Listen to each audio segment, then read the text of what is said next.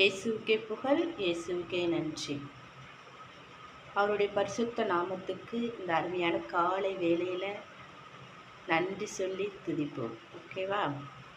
இயேசுவே, இந்த நாளை கொடுத்த உமது மேலான கிருபைக்காக உமக்கு கோடான கோடி கோடி நன்றி செலுத்துகிற தகப்பனே, இந்த நாள் முழுவதும் நீர் எங்களோடு இருந்து நாங்கள் செய்கின்ற ஒவ்வொரு காரியங்களையும் ஆசீர்வதித்து, நாங்கள் எந்த விதத்திலும் பாவ சேற்றில் வீழ்ந்து விடாமல் உம்மோடு நெருங்கி இருக்கக்கூடிய பலத்தை எங்களுக்கு தாரும். ஆமேன். இன்றைய வார்த்தை, இன்று இயேசு உங்களோடு என்ன பேசுகிறார் தெரியுமா?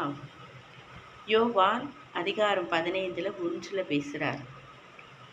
உண்மையான திராட்சை செடி நானே. இயேசு யாராம்? உண்மையான திராட்சை செடியாம்.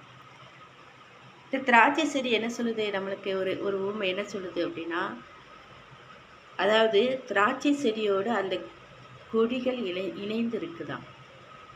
அப்போ அவங்க இணைந்து இருக்கும்போது தான் எப்படி கனிகள் கொடுக்குறாங்க?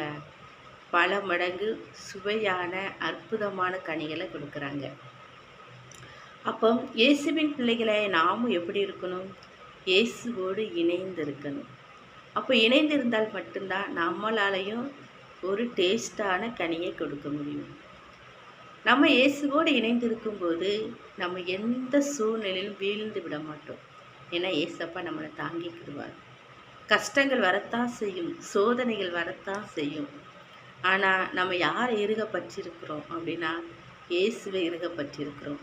நம்ம எப்படி திராட்சை செடியோடு அந்த கிளைகள் கொடிகள் இணைந்திருக்குதோ, அதுபோல் நாமும் இயேசுவோடு இணைந்திருக்கும்போது நாம் அவருடைய பிள்ளைகள் அல்லவா? நமக்கு அவர் அப்பா அல்லவா? அவர் நம்மை கைவிடுவாரா?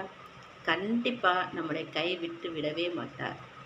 அதனால் நம்ம இயேசுப்பாவை இறுக பற்றி கொண்டு இந்த நாளை மகிழ்ச்சியோடும் உண்மையோடும் இயேசுவுக்கு பிடித்த மாதிரி வாழ நாம் நம்மையும் நம் குடும்பங்களையும் ஒப்பு கொடுப்போம். ஆமென்.